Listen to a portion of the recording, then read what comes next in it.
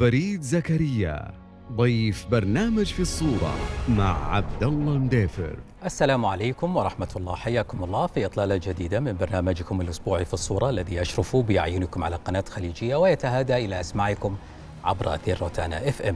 نحاور أصحاب الشأن والرأي لنضعكم في الصورة. حوارنا الليلة مع رجل مؤثر ومتعدد المهام، صحفي وكاتب عمود، رئيس تحرير ومؤلف، أستاذ جامعي ومحاور تلفزيوني ومحلل سياسي.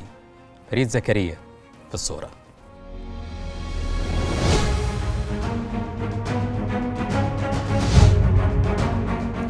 حياكم الله من جديد وباسمكم جميعا. نرحب بضيفي المحلل السياسي فريد زكريا.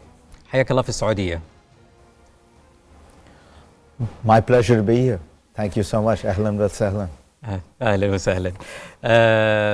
أريد أن أستعرض لمحة عن جزء من سيرتك تكون هي مفتاح للحديث. أستأذنك بأن نعرض هذه اللمحة.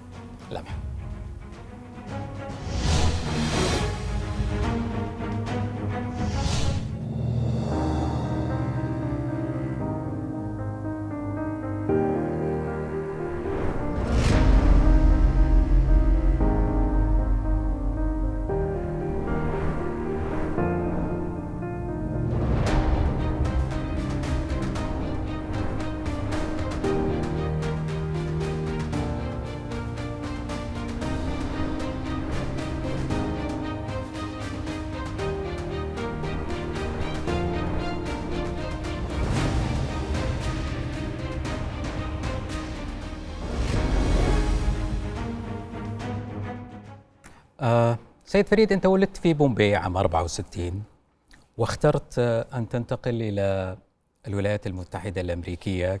اخترت طريق الهجرة في جامعة ييل عام 82، وصحح لي إن أخطأت. لماذا اخترت الولايات المتحدة الأمريكية ولم تختر بريطانيا التي كانت لها امتداد كبير في الهند؟ It's a very good question because it's a way of illustrating an interesting point, which is that culture often follows power. What do I mean by that? The India I grew up in was still very influenced by the British. You're right, because I was born in 1964. The British left India and gave it independence in 1947, so only about 20 years earlier. And many of the people, when I was very young, from my school, who were the brightest, who could get the scholarships, would go to Oxford and Cambridge. But then by the 1970s, Britain was in very bad economic trouble. There was a period where it was even actually had to go into an IMF program to restructure its economy. So they were broke. All the scholarship money stopped. At the same time, the American universities had started to expand their ambitions and were offering more and more foreign student scholarships. So as that was happening, all of us in India who were poor, smart kids, who suddenly started, we changed our focus from Britain to America. And we started, so when I got my scholarship to Yale University in 1982, I think I was one of maybe 2 or 3 students in my high school class of about maybe 120 students. Only 2 or 3 of us went to the United States. By then, nobody was going to Britain anymore because there was no scholarships. Within about 10 years, 50% of the class was going to the United States, 60 out of 120. So that's how, as I say, culture, even educational culture follows power. When the power changes, the culture changes. نعم. الأب رفيق زكريا سياسي محسوب على حزب المؤتمر. الأم فاطمة زكريا صحفية. هل قصة فريد زكريا اليوم كصحفي وكسياسي هي امتداد لقصة الأبوين أم أنها قصة جديدة؟ I think it's in many ways an interesting kind of continuation, because you're right, my father was a politician, my mother was a journalist, and I occupy an unusual world. I am a journalist, but I'm a commentator, I'm an analyst, I talk to a lot of politicians. For me, the biggest continuation is this. My father was, for him, his Muslim identity was absolutely at the center of his political identity. My father once told me that he made the most important political choice in his life when he was 14 or 15 years old. Why? He was born in 1920. So in the middle of the 1930s, India faced, the people who were struggling for Indian independence from the British faced two choices.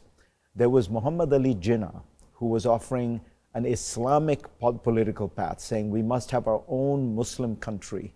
And there was Nehru and Gandhi saying, no, we want a country in which everybody can live, Muslims, Hindus, Pakistan or India, exactly.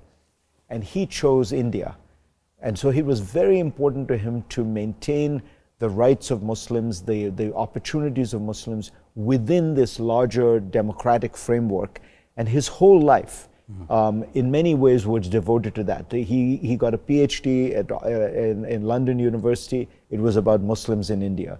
He wrote books. There was always about that. He was very interested, by the way, in the Arab world. He was the president of the Indo-Arab Society for about 25, 30 years. As a result, by the way, I met lots of very famous Arab leaders because they would come to our house for dinners often.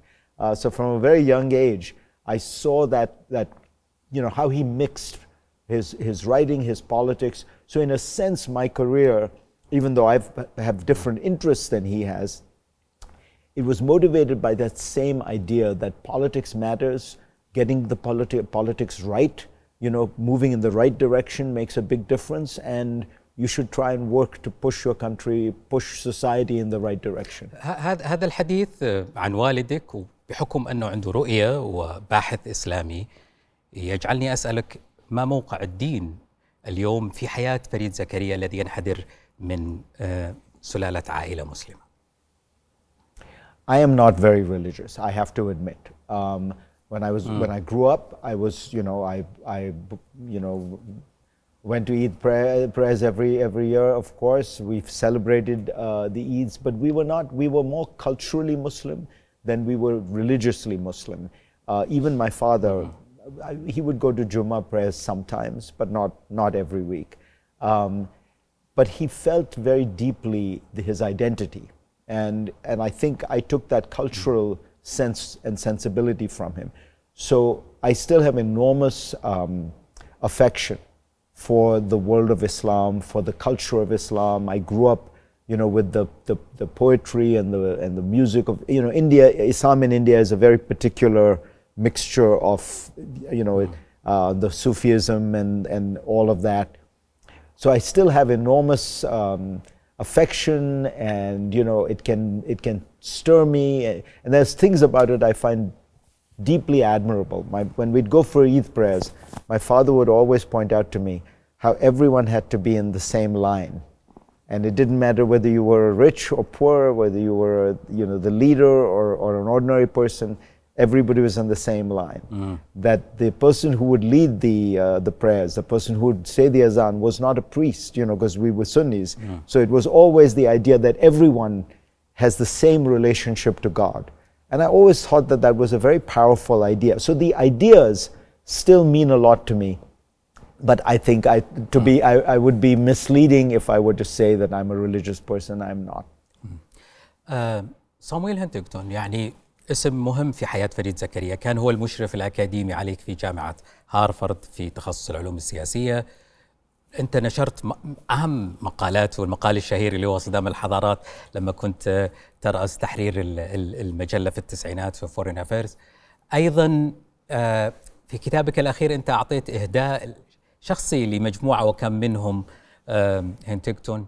سؤالي، ما هو الأثر الذي تركته هذه الشخصية صامويل هنتنجتون في فريد زكريا؟ It's a good question, because sometimes what makes people your mentors, your guides in life, are a mixture of things. And many of the things I got from Sam Huntington, who was probably the most famous American political scientist of his generation, was how to think about a problem, how to analyze it, how to be very rigorous, how to not accept the conventional wisdom, how to go deep, even if the conclusion you come to is unpopular. That's what I took from him. He had a work ethic that I admired extraordinarily. He used to get up at 6:30 every morning, and he would write. He'd start his day by writing, working on his next book. The Clash of Civilizations, for which he is the most famous, is, to my mind, not one of his most powerful works, even though I did publish it when I was the editor of Foreign Affairs, because I knew it was very powerful and very controversial. He did get one very important thing right that I think we should all recognize. The beginning of the article, the central thesis of the article in the first half was, at the end of the Cold War, we are going to say goodbye to the world of political ideologies, communism versus liberal democracy, all those things that were what made the 20th century the clash of ideologies. He said what people, when they are left with that, however, they will go back to their sense of their political identity being defined by their culture, by their community, and by their religion. And that you will see a return to culture, a return to that kind of... الهوية الدينية والقومية إن صح التعبير? Exactly, that people will, and if you think about what happens in the 1990s, in Yugoslavia, the communist Yugoslavia system breaks down, and what do people become? They become Christians, and Muslims, and they fight. If you think about the revival of religion, almost everywhere in the world, this revival of a kind of religious identity, he saw that better than many people did. He then imagined that all these religions would always be fighting with one another. And in a way, after 9/11, people thought he was a prophet. But I always thought that he misunderstood that. My own view is that what 9/11 showed you was not the clash between the civilizations, but that there was a clash within Islam. That there was a very powerful civil war taking place in Islam between the moderates, the modernizers, the people who wanted to move their countries forward and integrate into the world, and the fundamentalists who wanted to hold it back. And that debate was really most importantly happening within the world of Islam. And I saw this growing up in India. I had relatives who were Tabligis. And so I saw this, with this clash as an internal one, not between Islam and the West. وأنا من الأشياء اللي أتذكرها أيضا له ليس المهم نوع الحكومة بل درجة الحكومة، مثلا من المقولات التي ذكرها لهنتنجتون. أريد أن أستعرض لمحة على كتبك الستة، ونقف عن عند كل كتاب ما أمكنني من الوقت. أستأذنك في هذه اللمحة السريعة مع كتب فريد زكريا.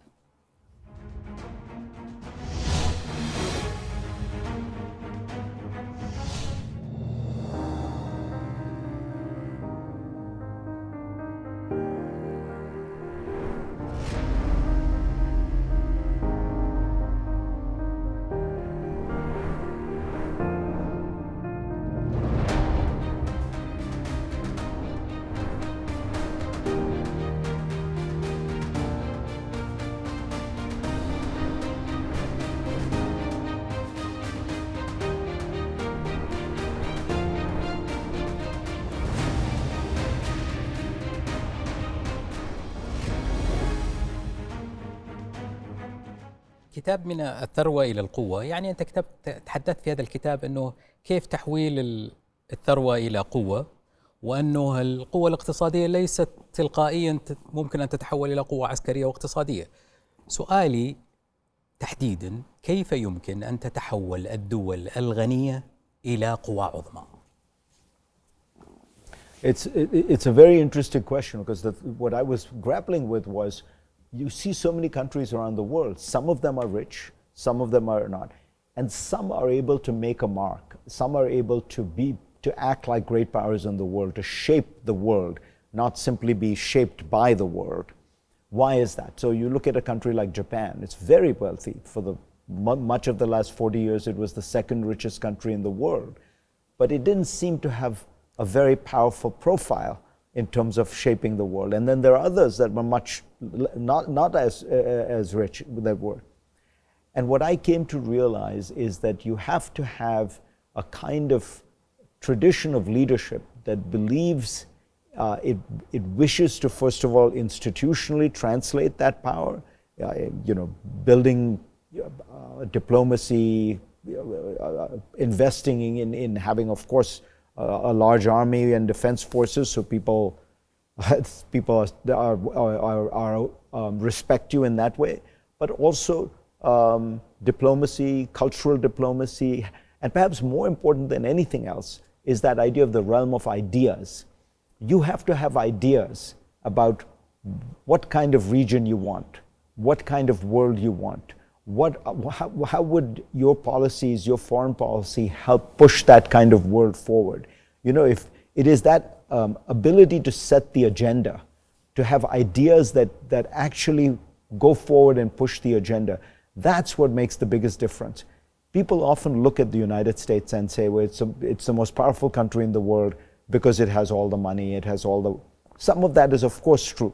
You have to have power, you have to have wealth, but a lot of what it is that the United States has a set of ideas about what would make for a good world, what would make for a... من الذي صنع الأفكار؟ يعني روزفلت هو نقطة تحول. الحرب الأسبانية اللي كانت الأمريكية 1898 هي نقطة التحول. أين كانت نقطة التحول؟ لأنه يعني في 1860 و65 كانت أمريكا دولة غنية لكنها كانت قوة ثانوية. ما الذي جعل أمريكا تتحول من قوة ثانوية إلى قوة لها نفوذ عالم تشكل النظام العالمي؟ وين نقطة التحول؟ البعض يشير إلى روزفلت، البعض يشير إلى الحرب الأسبانية. You know your history very well. I would say it really begins with Woodrow Wilson in World War I. So you remember World War I, all of Europe goes to war, but they're all going to war for their narrow interests. They have narrow national interests. The Americans come in right at the end of the war and change it completely because they make it so that the British and the French win, the Germans lose. But what Woodrow Wilson, who is president, then says, we are going to infuse this war with meaning. We are going to give it some meaning. We can't just have, all these people cannot have died for nothing. So this is going to be, he says, the war to end all wars. And we are going to build a new system with a League of Nations, with an international organization. We're going to ask countries to follow international law.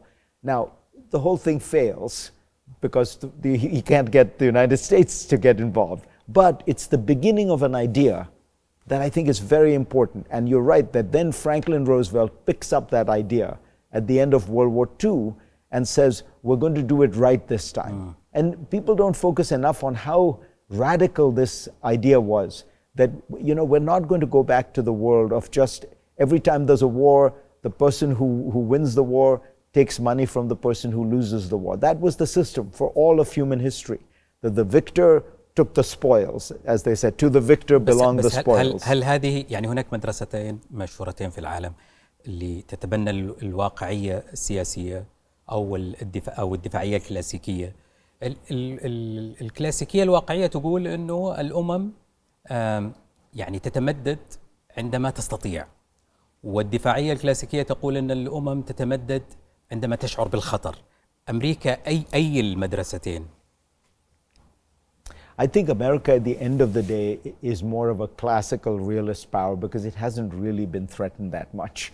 America's, the almost unique situation for America is that it lives in a part of the world where it is bordered by two vast oceans and two friendly neighbors, and who are very small countries anyway. So it has never faced the kind of set of threats that people face, and it's one of the reasons I think it has been able to expand, to extend its influence around the world, because people know that the United States at the end of the day is living 6,000 or 8,000 or 10,000 miles away, sheltered in its own land. It's not trying to come and occupy parts of the world. Whereas you look at the contrast today with China. As China grows rich, and it grows very rich and influential, the problem is it's surrounded by 16 countries. As China becomes bigger, India gets worried, Japan gets worried, Vietnam gets worried, South Korea gets worried. Australia gets worried. So and I don't think the Chinese realize that they are not like the Americans. The Americans had a unique situation where they can expand and they can still not threaten. So it's a very lucky situation to be in. واضح. بنتقل إلى كتاب آخر، كتاب الديمقراطية غير الليبرالية. في هذا الكتاب كأنك مو كأنك بوضوح ترسل رسالة وتحذير أنه الديمقراطية قد تتحول إلى ديمقراطية استبدادية ما لم تلتزم بمبادئ الحرية الليبرالية. وضح لي هذه الفكرة أكثر.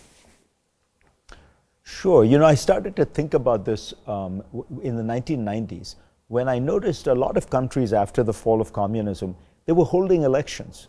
But what would come into power was a government that was then persecuting minorities, was abusing people's rights, property rights, rights of religion, rights of freedom of worship. And what you'd end up with was a government that was undermining the rule of law, undermining religious freedom, undermining individual freedom. But it was a democracy because they'd had an election. And so it made me realize that what we mean when we talk about democracy is really two things. There's the liberal part of a liberal democracy, meaning the protecting liberty, protecting the rule of law, protecting حماية الحريات من الحكومات. Preserving freedom from, and the other side is democracy, which is participation in the vote. And what I came to realize is that in many places historically, what has tended to happen is first you get the freedom, first you get the rule of law, the respect for rights, the respect for individual liberty, and then you get the democracy, everybody voting. So, and that sequence is what happened in the West. In the West, in the 19th century, all these countries were mostly still run by kings and, courts. But they started to allow private property. They started to allow freedom of religion. They started to allow freedom of press, freedom of expression. It's only after 1945 that all of the Western world really becomes democratic. And most people don't realize this, but if you want to know what the last country to give voting rights to women in the West was, I think it was Switzerland in 1970. So it's much more recent than people realize. And then if you look at the countries that have done well in outside of the West, look at a country like South Korea, or look at Taiwan. They started out as dictatorships, but those dictatorships, again, first they liberalized. They rule of law, individual liberties, private property, freedom of religion. Then they start holding elections. Because first you've got to get the system right, then you can start يجب أن تبني participating. القيم الليبرالية ثم تذهب إلى الديمقراطية حتى تنتج ديمقراطية ليبرالية ولا تكون ديمقراطية غير ليبرالية. Exactly. هنا سؤال متشائم إن سمحت لي. هل الولايات المتحدة بسلوكها من بعد 11 سبتمبر إلى اليوم تتجه إلى أن تكون ديمقراطية غير ليبرالية بشكل أو بآخر؟ No, look, I think one worries about this. We in America, we always talk about all our problems in great detail. So I think that, maybe they sometimes get exaggerated. But let me give you an example. If you take all the noise and drama away, and there's a lot of noise and drama, it's a circus, frankly, American politics. Look at what happened in the last election, okay? President Trump lost the election. He tried to challenge the results. His own vice president refused to go along with that. He then filed lawsuits in 60 courts. Many of those courts had judges appointed by Trump. All of them ruled against him. He abided by all those decisions. He left office. You have a new president come in. Liberal democracy doesn't say that everyone will always behave with perfect manners and with perfect decorum. And I criticized Trump heavily for not having behaved properly in that situation and for inciting a crowd. But at the end of the day, the system did work. Donald Trump is not president. لكن دعني أسألك السؤال بطريقة أخرى. صعود القادة الشعبويين هل يشكل حول العالم، ليس بالضرورة في الولايات المتحدة، حول العالم، هل يشكل خطرا على المؤسسات الديمقراطية الليبرالية؟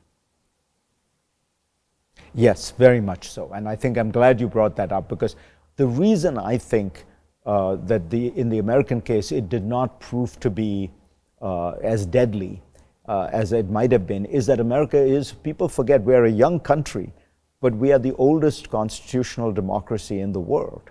So it's a very unusual thing. It's a young civilization and a young country, but a very old political system, much, much older. I mean, the French Fifth Republic was only started in the 1960s. It's much, much older than most of Europe's political systems, which were many of them 100, 150 years old, some less. What I worry the most about this rise of populist leaders is in the places that are more fragile, where there is less of that tradition of the rules and the laws. So you look at Turkey and you look at Erdogan. Erdogan is very popular, not as popular as he was, but he's had he's been popular for a while. And he has undermined the rule of law, the independence of the courts, the independence of the bureaucracy. He's engaged, as far as we can tell, he and his family have engaged in a lot of corruption, and he's set the country against each other. And I don't know that Turkey will recover as easily as a place like the US. That damage that Erdogan has done is very deep.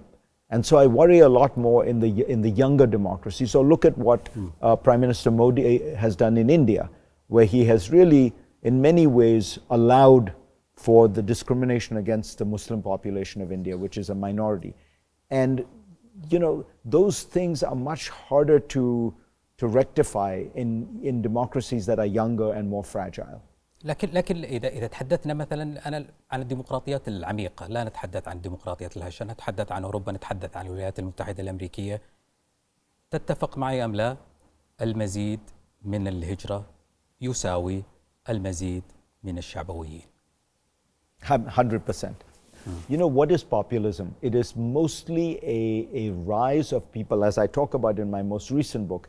It's a backlash against this world of the last 30 or 40 years of openness, open trade, open technology, which connects everybody, and to a certain extent, the movement of people. And the thing that I think it reacts most strongly, these people look at this world and they say, oh my God, this is so much change, this is too much change.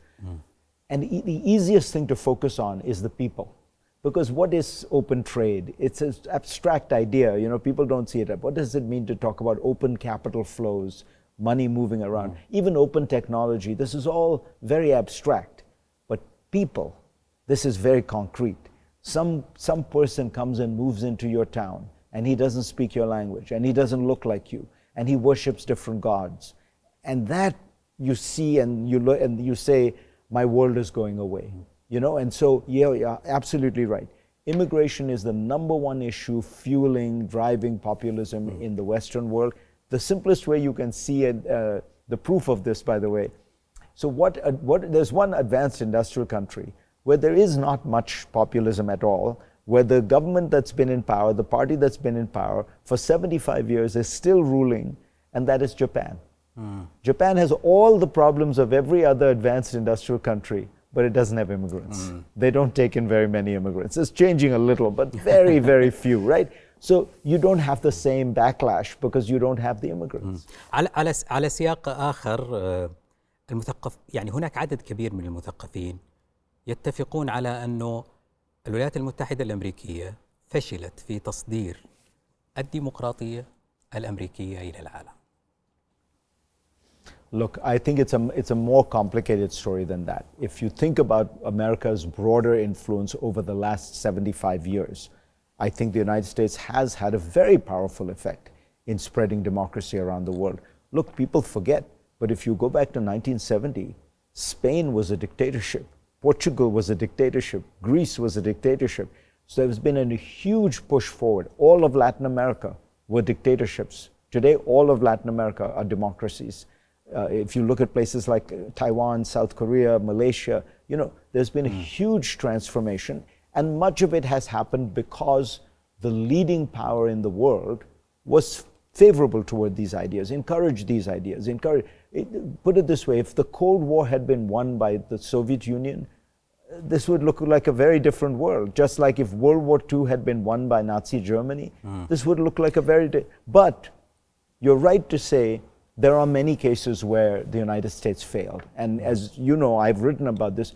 It is cases where the US tried to push democracy in societies that were not ready for it, as we were talking about the sequencing. So you go to a place like Iraq, which does not have the background, does not have the tradition, has not built up the liberal institutions, has 3 divided people, the Kurds, the Sunnis, the Shia, and you create a mess. And maybe it's getting a little better. في هذا السياق قبل عدة أسابيع كنت في حوار على نفس هذه الطاولة مع أحد المحللين من السودان، وكانت هناك وجهة نظر أنه نحن جربنا أنواع كثيرة من الديمقراطية وحاولنا أن نطبق هذه الديمقراطية بأشكال كثيرة لكننا لم ننجح، وفي كل مرة كنا نفشل.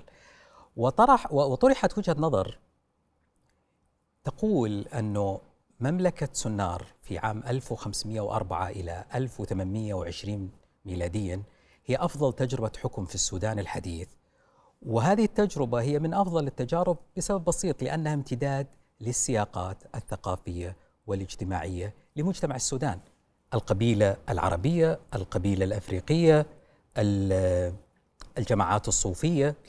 فيجب أن يكون شكل الحكم هو امتداد للثقافات أو السياقات الثقافية والاجتماعية. تعليقك؟ I agree entirely.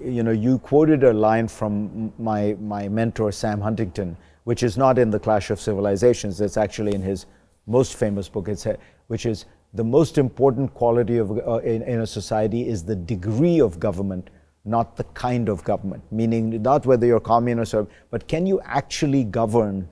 Do you have control over the country?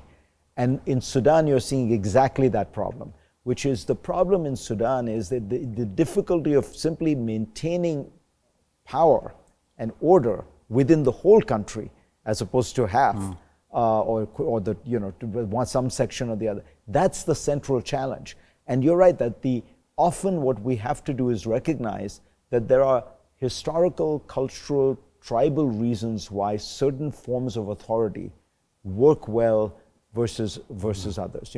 One of the biggest mistakes the US made in Vietnam was it went in and it said, we're going to create a democracy, and and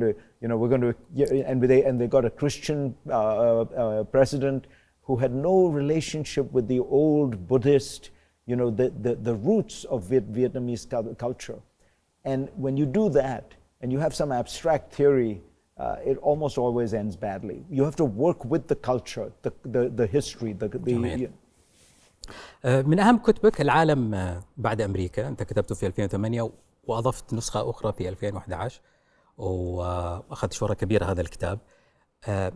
يعني في الكتاب في هناك من الأفكار الرئيسية أنه العالم ينتقل من أحادية القطب إلى تعددية القطب، وتحدثت عن صعود قوى مثل الصين والهند.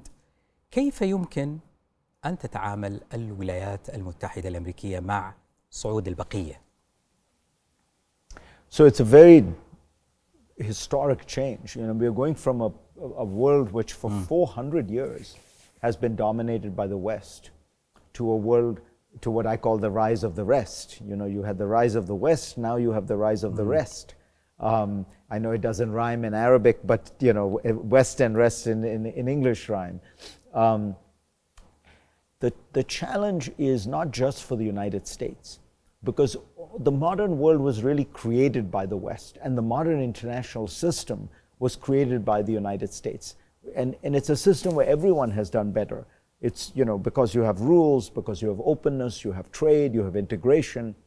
And so the challenge is going to be, as these other powers rise, and it's not just China and India, it's Brazil, it's Saudi Arabia, it's South Africa, it's Indonesia. As these middle powers rise, these regional heavyweights rise, we have to find a new way to build the system and to maintain it. The old way was the most powerful country in the world is the ultimate guarantor. And it's, at the end of the day, America was the market of last resort. the banker of last resort, the policeman of last resort, and the idea generator of last resort. We will have to come up with a way where countries like the US and India and Saudi Arabia and Indonesia work together and contribute together. بالالتزام بالمعايير الغربية التقليدية ولا بدون الالتزام بالمعايير الغربية التقليدية؟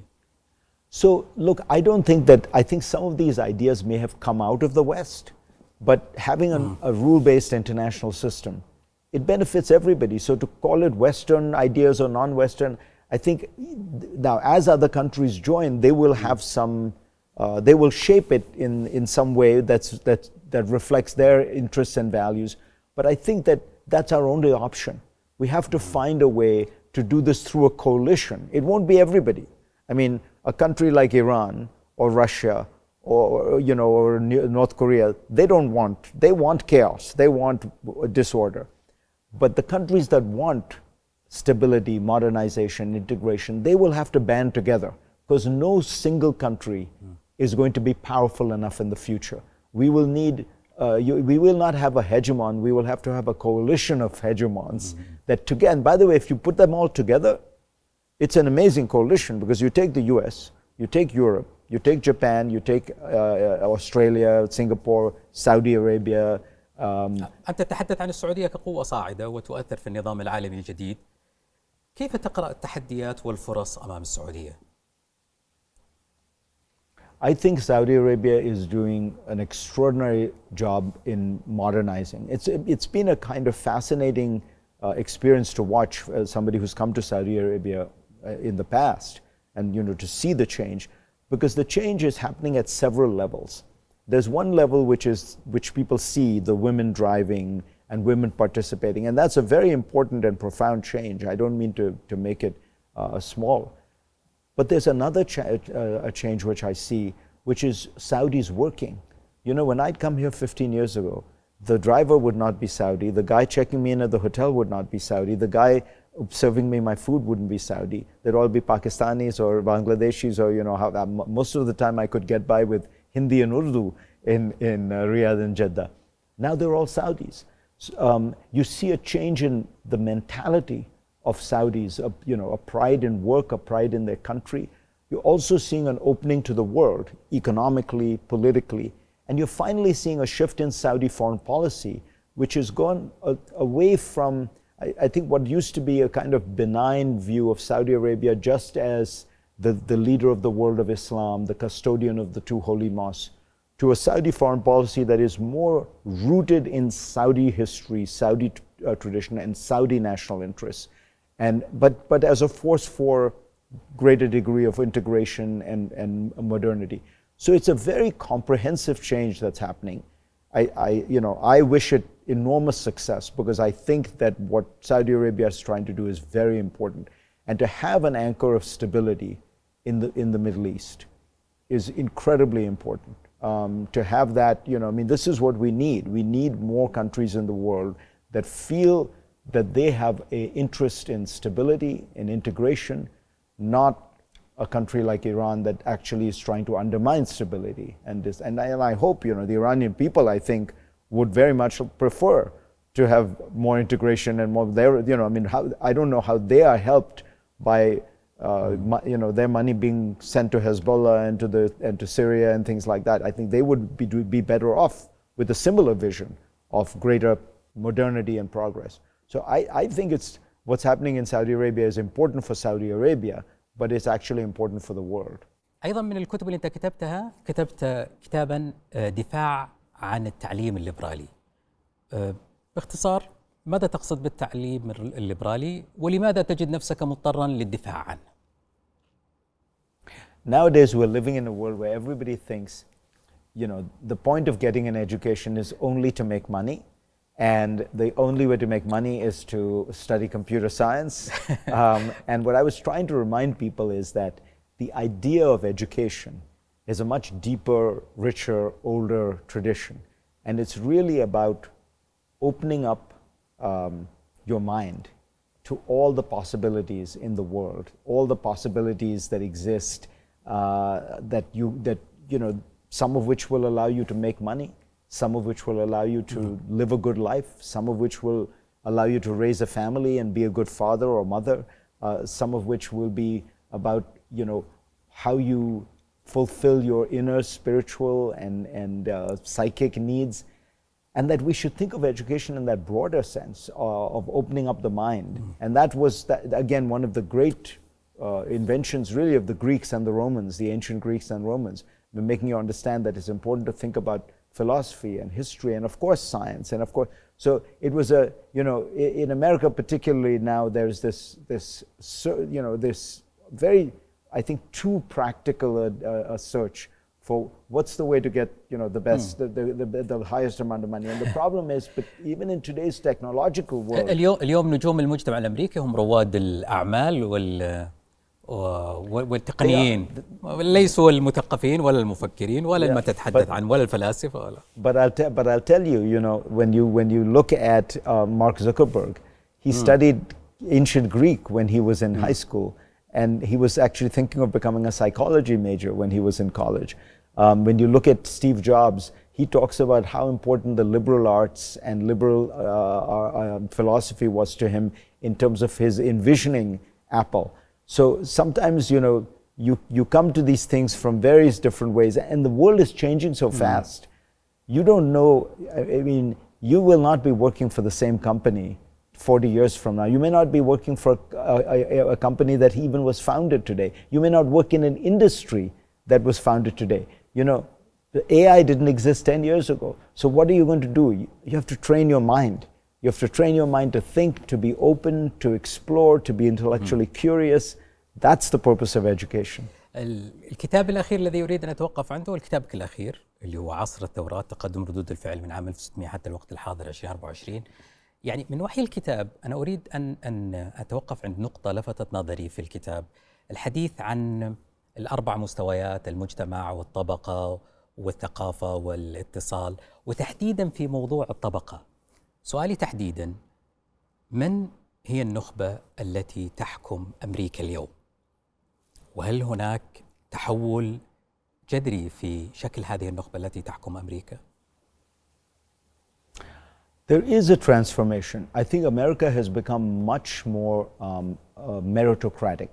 The old system that America had was still one where, if you were a white Christian who came from upper class circles around New York, Boston, Washington, there was a certain advantage you had. There were certain pathways to the elite structures and institutions that you had. Somebody pointed out in 1960, I think, if you looked at every major university, almost every senator, every president until then, every CEO of every major company, they tended to be overwhelmingly what they call WASPs, white Anglo-Saxon Protestant, right?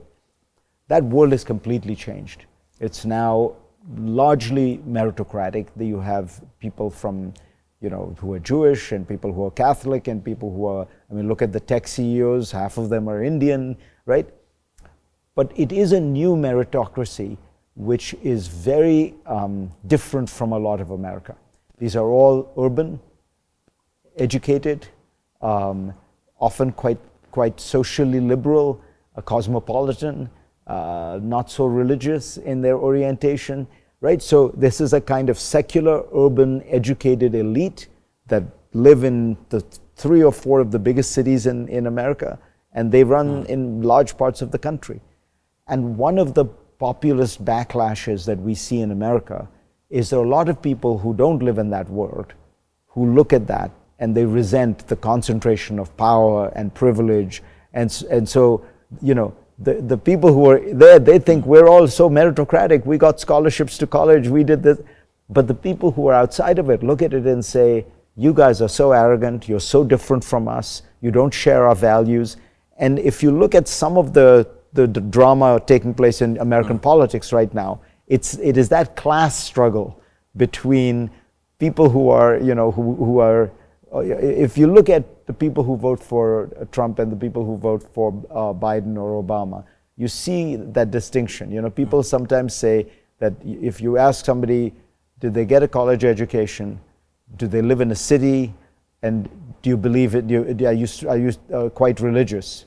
Those three questions will tell you how somebody is going to vote better than almost anything else. أريد أن أستعرض مجموعة من المقالات بشكل سريع وتعلق لي على هذه المقالات، وسأتوقف عند التجربة الصحفية المهمة لفريد زكريا. دعنا نشاهد هذه اللمحة.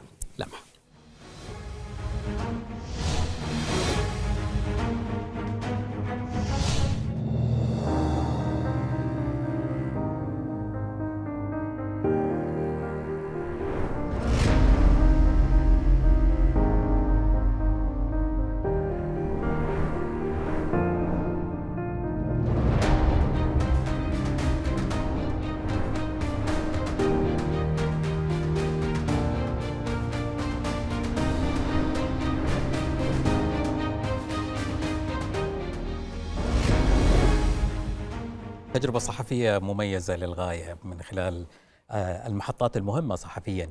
أريد أن أسألك، هل هنري كيسنجر كان له دور في انتقالك للنيوز ويك في لحظة من لحظات التاريخ؟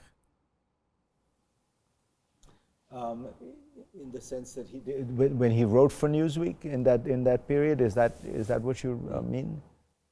يعني هو قال إنه فريد زكريا يمتلك عقلية من الدرجة الأولى، إذا ما خانتني العبارة، دقة العبارة، وأنه يطرح أطروحات غير تقليدية وتتحدى الثقافة المتداولة أو الثقافة السائدة. وفي نفس التوقيت الذي قال هذا المقال أو هذا الكلام، وجدنا أنه فريد زكريا يتجه لنيوزويك. يعني هناك من ربطها أنه هذه تزكية بشكل أو بآخر. No, it was independent of that, but Kissinger was always he was always a very strong supporter of mine. We became very good friends. And I always, again, admired, just like Huntington with Kissinger, what I learned was not so much, with my mentors, I never found that I always agreed with them. That wasn't the point. It was that they taught me how to think. They taught me how to analyze a problem, how to consider all the factors. But of course, then, you have your own, you bring your own ideas and your analysis to it as they did their own. And so Henry and I had many disagreements. And we would talk about those. He enjoyed that because he wanted to be challenged. But I was lucky, and you're right about this part. He very early on spotted me as somebody he thought was very talented, and that did help my career. Maybe not the specifics. في عمر 28 سنة يعني شيء ملفت أن تكون رئيس تحرير في ذلك العمر. Yeah, I got very lucky. I think that people who succeed in life don't think often enough of the role that luck plays in your life. I think I've had many lucky breaks, and I'm very conscious of those. And I think when you have those breaks, you have a responsibility, first of all, not to behave in an arrogant manner, but also to recognize that, there are a lot of people out there who are very talented who maybe didn't have as much luck as you and I have had. في بعيد 2011 كتبت مقال مهم للغاية، ويعني كان انتشاره واسع جدا، لماذا يكرهوننا في أكتوبر 2001. وبعدها ب 13 سنة في 2014 كتبت مقال في الواشنطن بوست، وسألت نفس السؤال وأجبت لماذا ما زالوا يكرهوننا. أنا الآن أسألك بعد 23 سنة من كتابة المقال الأول، هل ما زالوا يكرهونكم؟ If you remember that original article, the whole point I was making was the one we just talked about, which was that really 9/11 exposed the fact that there was a big divide within the world of Islam, and that there were parts of the Islamic world that did not want to move into the modern world, that were fighting that move into the modern world, and that we had to find a way to help the Islamic world and the Arab world in particular move into the modern age, taking their traditions and their history along with them, but to still move into the modern age. And that backlash against modernity, that is what the Osama bin Laden and Al-Qaeda represented, that was the great danger. But it was the greatest danger to Muslims, because the main, if you remember that article, I point out that they only want هذا الكلام القديم. أنا الآن سؤالي هو اليوم، بداية، هل ما زالوا يكرهونكم؟ هل المشكلة هي مشكلة إسلامية بالدرجة الأولى أو هي مشكلة عربية بالدرجة الأولى؟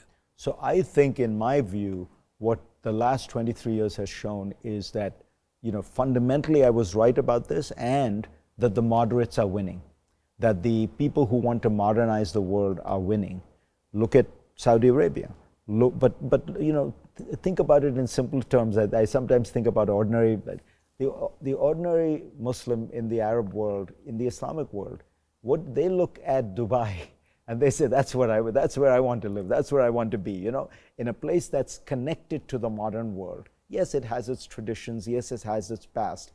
That is the ultimate victory, right? Nobody sits there and says, I want to live in Kabul, where the Taliban are ruling. Nobody sits there and says, I want to go and find the place in Syria where Daesh is ruling.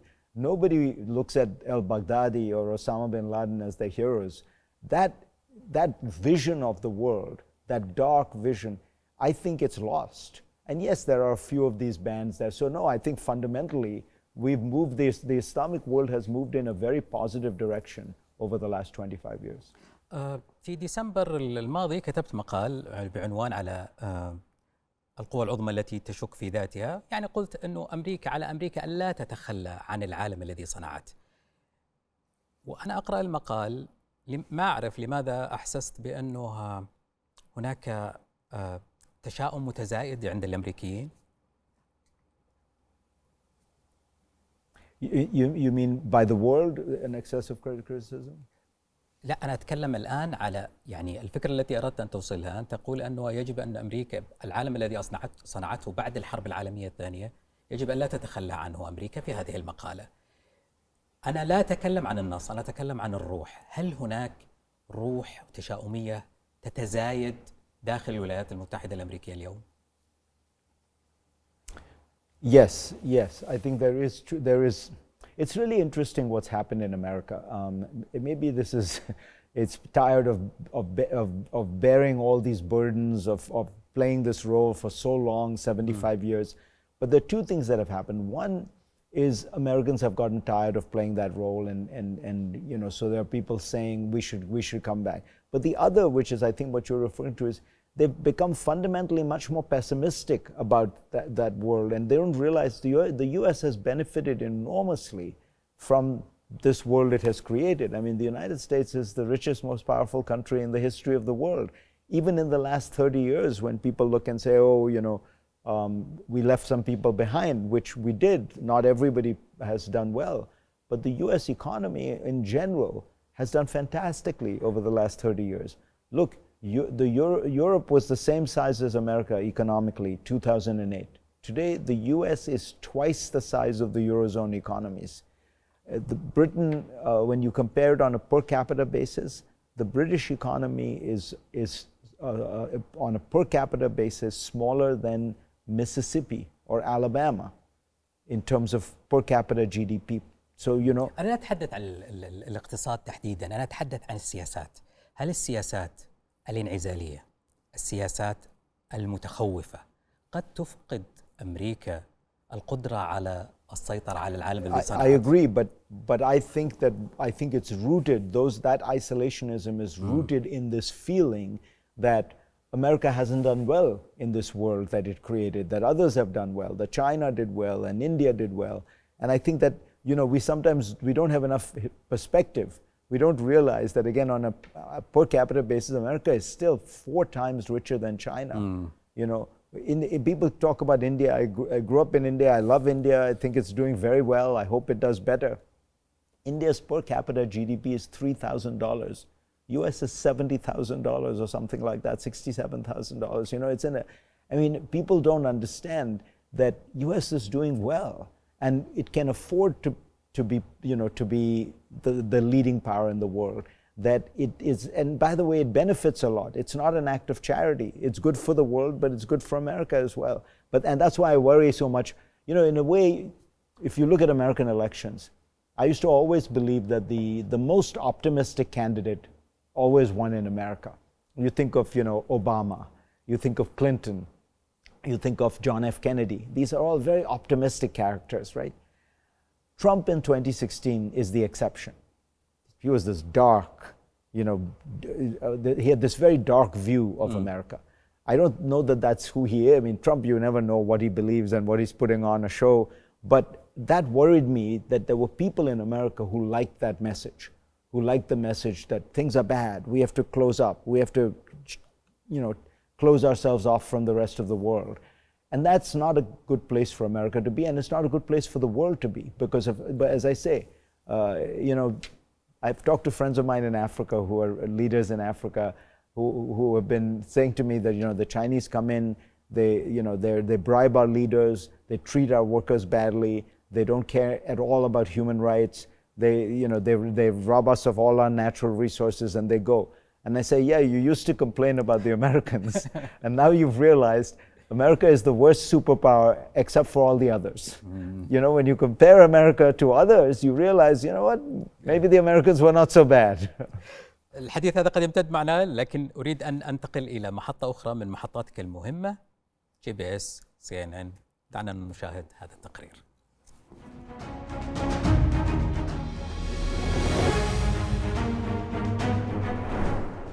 فريد زكريا، صديق الرؤساء والسياسيين. فريد زكريا الوجه الإعلامي الذي كثيرا ما يشاهد في الشاشات الأمريكية. الرؤساء الأمريكيون جو بايدن وباراك أوباما والرئيس الفرنسي ماكرون والرئيس الروسي فلاديمير بوتين، الزعيم الدالاي لاما، وسجل حافل باللقاءات مع العديد من القادة السياسيين البارزين في العالم. ولا يختصر الأمر في مجال السياسة، بل كبار رجال الأعمال بالعالم، الأمير الوليد بن طلال وبيل غيتس وإيلون ماسك وغيرهم الكثير. وهنا تساؤل يبقى مطروحاً: كيف استطاع ابن مهاجر من الهند أن يسطع نجمه في قلب إمبراطورية الإعلام الأمريكية؟ كيف حصلت على كل هذا النفوذ؟ Well, like I said, a lot of luck to begin with.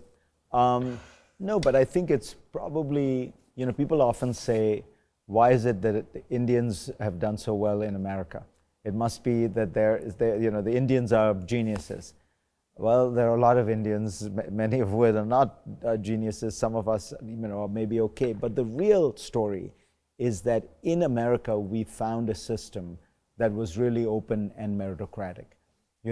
When I got to America on a scholarship to Yale, and then I went on a scholarship to Harvard, I had no money. I knew nobody when I got to America, zero, like not one, the only person I knew in America really was my brother, who was also on a scholarship. We worked hard, we found opportunities, and we found that people were willing to spot talent, to recognize talent, to move it forward.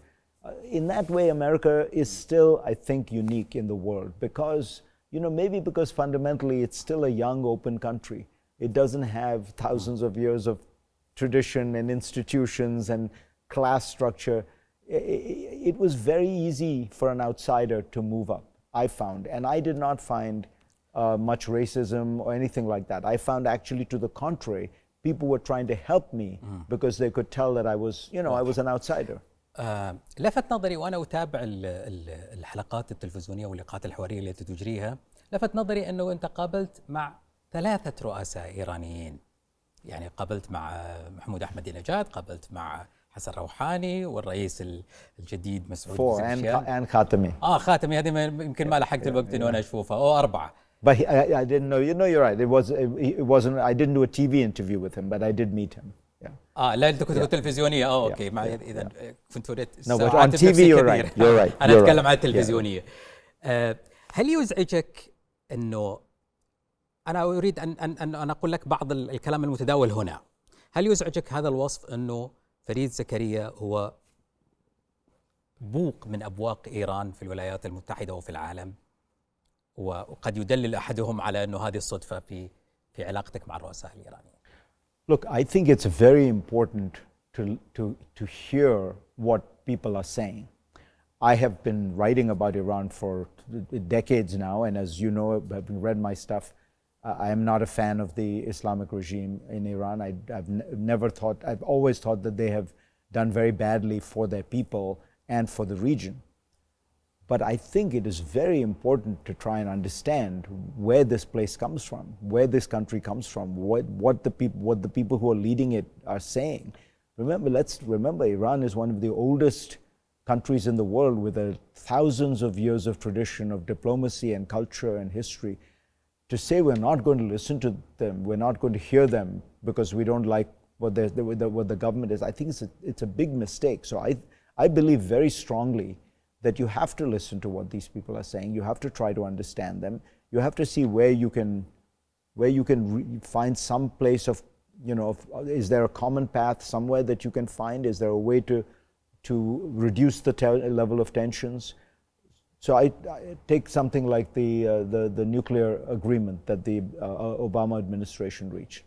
I was a supporter of that because I believed very strongly that there was a great danger of an Iran that became nuclear, and I believe very strongly that that would destabilize the whole of the Middle East, that would result in places like Saudi Arabia wanting to then have their own nuclear arsenals. And so if there was a way to get Iran off that path, I thought it was worth trying it. And let's not forget, when Iran signed that deal, they destroyed 98% of their enriched uranium. Which was something nobody believed that they would ever be able to do. So yes, I do very strongly believe in dialogue. Look, I've interviewed Putin. I don't agree with Vladimir Putin on many things. If I got a chance and I could interview Kim Jong-un of North Korea, I would absolutely interview him. You have to hear from these people. I don't think it helps us. نحن لا نتحدث عن السماع، نحن نتحدث عن الترويج، لكن بمسار آخر، ما القاسم المشترك الذي وجدته بين كل الرؤساء الأربعة الإيرانيين الذين قابلتهم تلفزيونيا وغير تلفزيونيا؟ So it's very interesting. I actually think that there are interesting differences. We tend to lump them all together, but they're not. They're very different. So أنا لا أسأل عنه، يعني القاسم المشترك، ما الصفة المشتركة في كل الأربعة؟ The common denominator is that they all believe in the Islamic revolution and in the regime. So none of them are Democrats. None of them are going to bring liberal democracy to Iran, and all of them believe in the system that was put in place after the Shah was overturned. But there are differences, for example, between the clerics. Like Rouhani and the lay people, the people who are not. Ahmadinejad and Pezeshkian, the current president, are unusual in that they are both not clerics, they are not mullahs. And there is a certain tension between those guys. I could see that even with Ahmadinejad. There is also a difference. There are liberals and there are hardliners. There's no question. When I interviewed Raisi, who is probably the hardest line Iranian that I've interviewed, because I've never met Khatami, I've never met Khamenei, the supreme leader. But Raisi was a really tough, you could tell this was a guy who wanted no good relations with the West, no good, whereas you meet somebody like Pezeshkian, and he's trying to see, is there some way, even when I asked him about Hezbollah, he was like, well, what can they do? They don't have the power to respond to Israel. Maybe we can have a meeting of Islamic countries to condemn, very different language. So it's a mistake to look at any country as just like one big solid block. There are differences within them, and we should be exploiting that. We should be searching for that difference. كيف تقرأ الوضع المشتعل اليوم في الشرق الأوسط بعد اغتيال حسن نصر الله والأحداث المتلاحقة بين إسرائيل وإيران؟ So what I think Israel has done is it has decided it's going to test the idea of this axis of resistance. That is the phrase that the Iranians often use to describe their array of proxies, Hezbollah, the Houthis, the militias in Iraq and some in Syria, and Hamas. And together they call this the axis of resistance.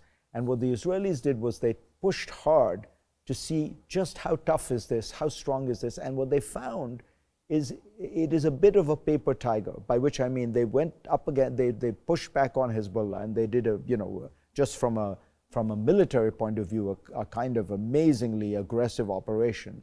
First the cell phones and pagers explode, then the weapons caches are destroyed, then the senior leadership is destroyed, including Nasrallah himself.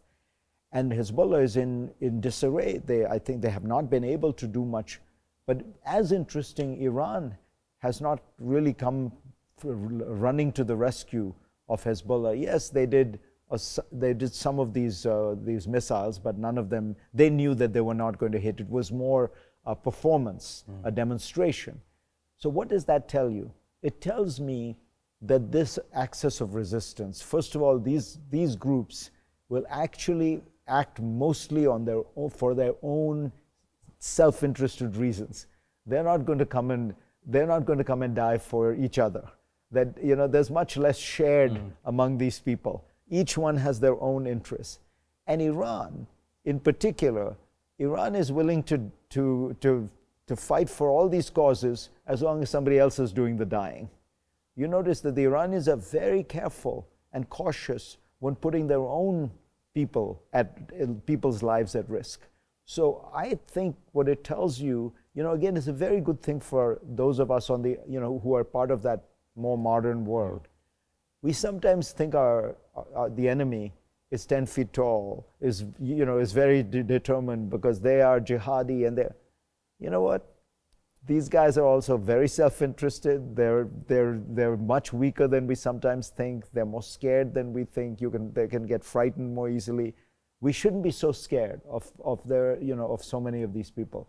There is a reality to Iran in particular as a power, but this axis of resistance turns out to be more like a fancy phrase than a real alliance. أنا أريد أن أطلع إلى درجة أعلى، إلى 50,000 قدم، ودعني أشاركك معهد كارنيجي التقرير الذي قال في حذر من العلاقات المتزايدة بين روسيا وإيران قد تؤدي إلى تصعيد كبير بين إسرائيل وإيران إذا استمر التعاون العسكري بين موسكو وطهران.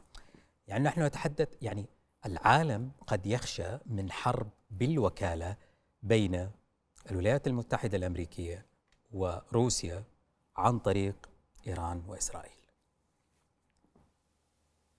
Look, it's definitely a concern. We are currently facing the most difficult period since the end of the Cold War, because unlike 9/11, which was really bands of thugs, Al-Qaeda, even the Taliban, these are small groups without the same kind of weight in the international system. What you have with Russia is a nuclear-armed superpower with a veto in the Security Council that spans 10 time zones, so is present in every region of the world, has decided to become a kind of rogue actor. It's launched an aggressive war in Europe. It supported a very brutal military campaign in Syria. It has now made a strong alliance with North Korea. This is a sign of a country that really is not looking for stability, is not looking for order, is not looking for prosperity. I mean, Putin is now spending, people say, 10-12% of GDP just on the military. So I think the key thing here is that Russia represents a real danger to this international order that has been surviving and thriving for 75 years. And if Iran becomes part of that, it would not surprise me, because the Iranians are also very similarly have a very radical approach. They are also rogue actors in this system. The key is going to be, to my mind, where China sits, because China is not like them. China as a country benefits enormously from stability, peace, economic integration. That's how they get rich. They haven't wanted to be the kind of rogues before. So I can see the Iranians and the Russians cooperating, but I think that the West will be restrained if that is the limit of the cooperation. But if the Chinese come in, then you have a major problem. Then you have these two big powers. Iran is, at the end of the day, I've always thought people exaggerate the power of Iran. we can see there are real limitations to what they can do. هل صدرك اتسع لنقد زملائي؟ نحن كفريق عمل في البرنامج نؤمن بالحرية. زميلي عبدالله كتب وجهة نظر ناقدة، قد لا أتفق معها كلها، لكن أستأذنك بأن أطرحها وتعلق عليها إن أحببت. Of course, I welcome it. How can one believe in freedom of speech? جميل. وجهة نظر.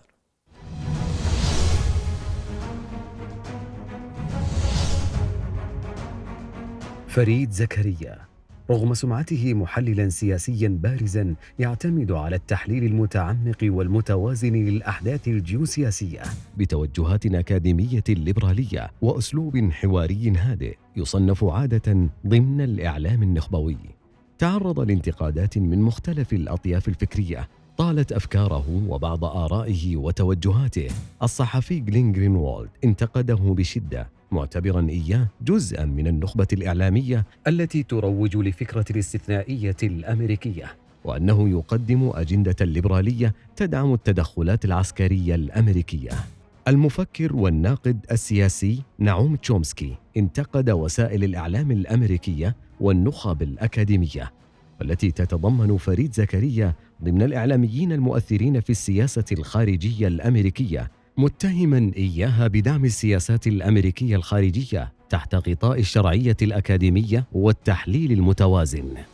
تهمة الرأي ونقيضه لم تنفك من الالتصاق بفريد زكريا. في البداية دعم زكريا غزو العراق عام 2003، معتقداً أن إسقاط صدام حسين سيؤدي إلى تحرير الشعب العراقي وتوفير فرصة لإقامة نظام ديمقراطي في المنطقة. لكنه في 2006 ومع تصاعد الفوضى في العراق انتقد بشدة إدارة الحرب واعتبرها خطأ استراتيجي. وفي سوريا انتقد الدعوات لدعم الثورة السورية بحجة أن النتيجة ستكون أسوأ، ثم عاد لينتقد أوباما على تأخره في دعم المعارضة السورية. وفي عام 2010 ليون وزلتر انتقد موقف زكريا المتساهل تجاه إيران، مشيراً إلى أنه وصف إيران بأنها ليست ديكتاتورية، ودافع عن برنامجها النووي باعتباره سلمياً. ورغم انتقاد فريد زكريا لإيران لتدخلاتها الدائمة في المنطقة، إلا أنه كان من المدافعين عن الاتفاق النووي الإيراني، حيث يصف عبد الرحمن الراشد دفاع زكريا عن الاتفاق النووي الإيراني بأنه تبرير لخطأ أوباما عندما صالح إيران دون أن يسعى لربط رفع العقوبات بتغيير سلوك إيران العدواني ضد دول المنطقة والعالم. زكريا أيضاً وجهت له تهمة السرقة الأدبية في عام 2012 بعد مقال في مجلة التايم مشابه لمقال نشر في مجلة ذا نيويوركر. ورغم اعتذاره استمر البعض في التشكيك بمصداقيته، وأثارت الحادثة أسئلة حول المعايير الأخلاقية للإعلاميين في وسائل الإعلام الكبرى. ينتقد زكريا الطريقة التي يغطي بها الإعلام قضايا مثل الشرق الأوسط أو العلاقات الدولية، مشيراً إلى وجود تحيزات وتغطية سطحية، لكنه ذات الانتقاد الذي لاحقه كذلك، حيث نشر الصحفي العربي المقيم بأمريكا حسين عبد الحسين مقالاً ساخراً في مجلة المجلة قال فيه إن زكريا يتظاهر بالمعرفة أكثر مما يعرف فعلاً، خاصة في قصص الشرق الأوسط. آراء متعددة وانتقادات مختلفة، لكنها تظل وجهة نظر. الوقت بدأ يضيق علينا، أريد أن أخذ تعليقك عن ما لفت نظرك وتريد الإجابة عليه. So I think, look, first of all, it's all fair game. I'm a prominent figure. I've written about things now. I've written a weekly column for 25 years. There are times when I made mistakes. And I've tried to, when I can, acknowledge them and learn from them. I think what's interesting to me about that is most of the criticism you have is from the extreme left. I get a lot of criticism actually from the right, but there was less of that in that package. But you know, that's fine. The central argument, as far as I could tell, you know, there were lots of specific individual things, but the central argument is that I reflect a certain kind of view of the United States as a force for good in the world, and that I'm not I'm not sufficiently aware or critical. And I think that's basically true. I would accept that as a characterization of my views. And I think that does have something to do with my being an immigrant to the United States, in that I have a little bit more of a global perspective. As I was saying to you, I think it would have made a big difference whether the US won World War II or Nazi Germany won World War II. The world would look very different. I think the world would look very different depending on whether the Soviet Union won the Cold War or the US won the Cold War. I'm aware enough of the role the United States has played in pushing some of its ideas and principles and practices. يعني أنا أريد أن أركز أكثر يعني على قضية واحدة، يمكن الوقت لا يتسع لي أنه نتحدث عن كلها. مثلا موضوع غزو العراق، يعني كنت يعني تنظر وتدعمه ثم تراجعت. علق لي على هذا السطر: قراءة سطحية لمشهد معقد يأتي بنتائج كارثية. So as I said, all my writing about how to build democracy should have suggested I did not think this would be easy. I thought it would be very hard. So my argument in 2003 was, you had a very broken situation with Saddam, which we forget now, but he was under these crippling UN sanctions that were killing 50,000 Iraqis a year, most of them children, because Iraq was in this terrible box. I thought that if it was properly done, what you could do, and I was arguing for a 500,000 troop UN sanctioned mission that would be led by the UN, which would create a trusteeship government, which would then lead to a slow process of democratization. It turned out the Bush administration did a completely different thing than what I would have liked. But it's also true that I was surprised at how badly it went and how quickly Iraq turned into a civil war. And so I tried to learn from that. I think that, as I say, I still believe that if they had approached it the way I was suggesting, Iraq might be in a very different place than it is. Even with all the mistakes, by the way, look at Iraq now. It has still managed to maintain some semblance of, a kind of democratic, peaceful mechanism between the Kurds and the Shias and the Sunnis. Imagine if they had gotten it right. But I think, I think I got some of it wrong, and I tried to admit that I got it wrong. I think that what I took from it was that no matter how smart, again, it's what I was saying, no matter how smart you are on paper, some of these ideas are so hard to translate when you get into a country which is not ready for it, which had been broken by 20 years of Saddam's dictatorship. I think that when I went to Iraq for the first time after the war in 2003, 2004, I was surprised at how the whole civil society had collapsed in Iraq. And people talk to me about how Saddam, particularly the last 10 years, where he really turned it into a kind of Tikriti dictatorship, where it was all his people from Tikrit who were running and had become very, very sectarian and anti-Shia. I think I didn't realize how broken a society Iraq was, and that the idea that you could come in and transform it was probably wrong. يعني احنا وصلنا للمنعطف الأخير في حديثنا. نحن على بعد أمتار قليلة من الانتخابات الأمريكية. من تتوقع أن يفوز في الانتخابات المقبلة؟ Anyone who tells you they know the answer to that is, I don't know what the polite word would be, but is making it up. Look, it's basically a statistical tie. Kamala Harris is, if you take the average of all the polls, she is 2.5% ahead of Donald Trump. But Hillary Clinton was 3.5% ahead of Donald Trump and won the national vote by 3.5% and still lost because of, we have this peculiar electoral college system, only democracy in the world that has it. But then when you look at those 7 states that are the crucial states that make up the electoral college, in there also it's basically statistically tied. Whoever's leading is leading by 1 or 2 points. So, it's a coin toss, honestly. If I were to give you, your guess is as good as mine. But it's that, I would say, right now, on the basis of the polls, it looks like it is the closest election we will have had since 2000. And remember, 2000 was decided by 536 votes in Florida. So it's certainly, on the data seems to suggest it's closer than 2020 and it's closer than 2016. It's amazing. This is a country with 340 million people, and it's going to be a few 100,000 people in a few states that are going to decide. هذا قرار الأمريكيين في النهاية، لكن العالم بظنك يريد من؟ العالم. I think that the world prefers a Biden and a continuation of Biden's policies, meaning Kamala Harris, because it's more predictable. They clearly are more. There's more commitment to an international role for the United States. But the advantage of Trump is he's totally unpredictable. You can sometimes get very positive results, and sometimes you can get very negative results. So who would have thought when Donald Trump was elected that he would fall in love with Kim Jong-un of North Korea and try to make a peace deal with him? Now, why did he do that? Because somebody in the White House told him, hey, Mr. President, you could get the Nobel Peace Prize if you make peace with North Korea.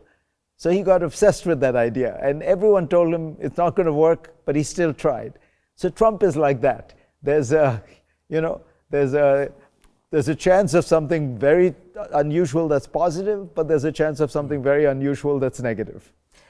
صحفي وكاتب عمود، رئيس تحرير، أستاذ جامعي، مقدم حوارات تلفزيونية، أين تجد نفسك أكثر من هذه الألقاب أو من هذه المهام؟ I think probably most importantly, I think of myself as a writer and an observer and an analyst. I feel like that's the thing that I do that enriches me the most. I started in this business because I was intellectually curious. I don't know that I'm the smartest guy in the world, but I'm very intellectually curious, and I'm always searching to understand, why is this happening? What is the pattern here? What is the theme here? And that gives me the most joy. And that's why I like the role I have, because I enjoy answering the questions that you put to me, but I also enjoy asking questions. So in my ideal interview, we would have spent half the time where you asked me the questions, and then I would ask you, because I find that you learn by asking people, by reading and by asking people. And I could be in a taxi in some country, and if you ask the right questions and you listen carefully, everyone has a story and everyone has something to tell you, and you can learn from anyone, from the most ordinary person to the fanciest leader in the world, and I've met both. And that to me is the greatest joy of this job, is that you're always learning. غدا القناة الثقافية ستعرض المحاضرة التي ستلقيها في معرض الكتاب، وهذا ضمن الحراك الثقافي الكبير الذي يقوده سمو وزير الثقافة. شكرا لك فريد على هذا الحوار.